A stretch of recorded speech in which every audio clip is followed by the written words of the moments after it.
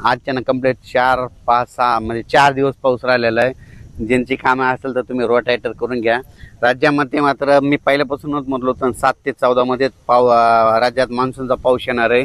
तर केरळला देखील मान्सून सक्रिय झाला आणि पुढे प्रवासाकडे निघालेला आहे। त्याच्यानंतर आता ते महाराष्ट्राकडे येणार आहे। मात्र 7 तारखेपासून काही भागात 7 ला सुरुवात होईल, दक्षिण महाराष्ट्राकडे पुन्हा 8 ला पुढे सरकल, 9 ला पुन्हा आणखी पुढे सरकल, असं सरकत पुढे सरकणार आहे। म्हणून हा अंदाज सर्व मग 14 पर्यंत महाराष्ट्राच्या बऱ्याच भागामध्ये मान्सून दाखल होईल, म्हणून हा अंदाज लक्षात यायचा।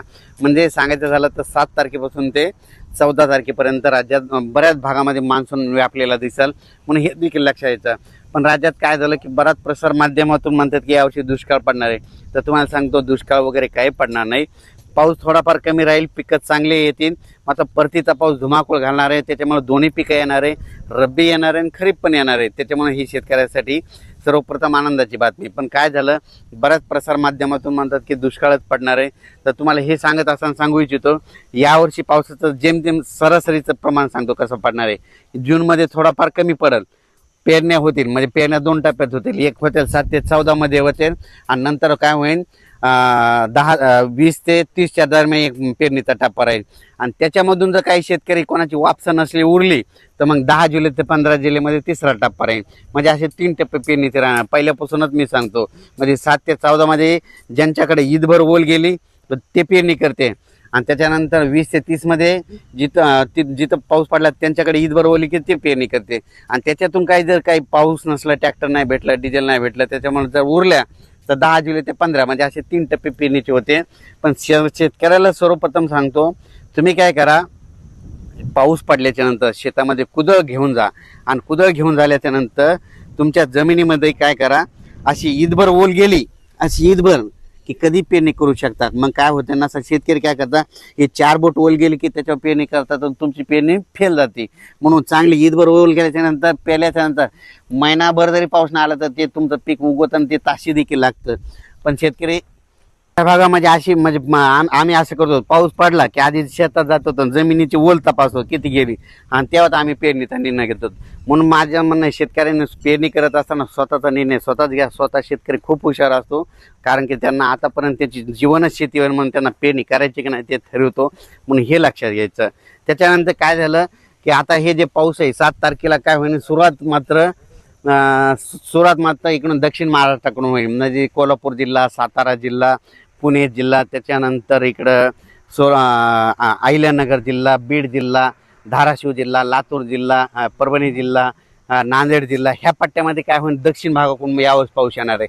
आणि तुम्हाला एक सांगतो, ज्या वर्षी ना दक्षिणेकडून मान्सून येतो, मुंबईकडे ना जाता जर मधातून शॉर्टकट आला तर त्याच्यामध्ये काय होतं, बीड जिल्ह्याला एक जास्त पाऊस पडतो, अहिल्यानगरला एक जास्त पडतो, त्यानं जालना जिल्ह्याला एक पडतो, परभणीला पडतो, नांदेडला पडतो, लातूरला पडतो, धाराशिवला पडतो, सोलापूरला पडतो, सांगली, सातारा, सोलापूर, कोल्हापूर, पुणे ह्या भागात मग जास्त पडतो।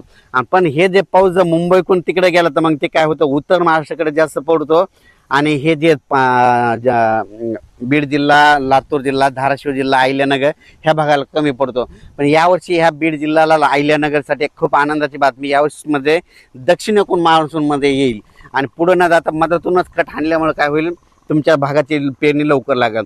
त्याच्यानंतर परभणी जिल्ह्यात देखील काय होणार आहे, हे पाऊस काय होणार, असा खालूनच म्हणजे दक्षिणेकडून असा पुढे सरकत येणार आहे, आणि ते फक्त काय होईल, थोडा नंदुरबार जिल्ह्यासाठी, धुळे जिल्ह्यासाठी थोडाफार कमकुवत राहील। पण त्यांना देखील काय होईल, ते मान्सून पुढे आल्याच्या नंतर त्यांना मात्र रिमझिम पाऊस त्यांना सुरू राहील। इकडे पाऊस सुरू झाल्याच्या नंतर त्यांना रिमझिम पाऊस सुरू होईल, आणि त्यांच्या रिमझिम मध्ये जर ईदभर वर गेली तर ते शेतकरी पेरणीचा ते निर्णय घेतील।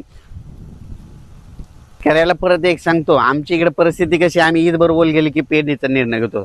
आपण आपल्या जसं तुमच्या भागात कसं करतात तुम्ही तुमचा निर्णय घ्या, आणि पेरणीचा आम्ही पाऊस येण्याचं, पाऊस कसा येणार त्याचं काम सांगू, आणि तुम्ही तुमचा पेरणीचा निर्णय स्वतः घ्या।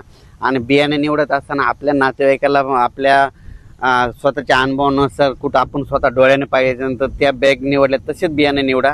मी देखील आता माझं शेत आहे, यावर्षी माझे 20 एकर सोयाबीन राहणार आहे, आणि कापूस देखील राहणार आहे, आणि यावर्षी जवळपास 30 एकर शेतामध्ये कापूस देखील आहे, सोयाबीन देखील मी पेरणार आहे। आणि पेरणी करत असताना तुम्हाला त्याचा व्हिडिओ देखील देणार आहे, आणि कापूस मी ज्या धूळ पेरणी करणार आहे त्याचा देखील तुम्हाला व्हिडिओ देणार आहे। मी माझं कसं स्वतः निर्णय घेतो, तुम्ही तुमचे स्वतः निर्णय घ्यायचे शेती करत असताना। 7 जून पासून जे काय होईल तसं तर 6 तारखेला वातावरणात बदल होईल, पण 7 जूनला काय होईल ते वातावरणात बदल होईल. लगेच मान्सूनचा पाऊस बऱ्याच भागामध्ये आलेला दिसेल. मग ते पाऊस मग काय होईल, दक्षिण महाराष्ट्राकडून जे इकडून आल्याच्या नंतर मराठवाड्याकडे येईल, पुन्हा विदर्भाकडे, ह्या इकडं यवतमाळ जिल्हा, नांदेड जिल्हा, चंद्रपूर, वर्धा, नागपूर, भंडारा इकडे असंच जाईल. तसा पुढं ते अमरावतीकडे सर्कल, अमरावतीकडून बुलढाण्याकडे जाईल, बुलढाण्याकडून इकडे जळगावकडे जाईल, धुळ्याकडे जाईल, आणि त्याच्यानंतर संभाजीनगर हे असा भाग बराच म्हणजे अहिल्यानगरपासून हे असा भाग जवळपास यामध्ये 14 तारखेपर्यंत कव्हर करून जाईल. आणि मान्सूनच्या पावसामध्ये जमिनीमध्ये ईद बरोबर गेली तर तुम्ही तुमचा निर्णय घ्यायचा, पेरणीचा निर्णय.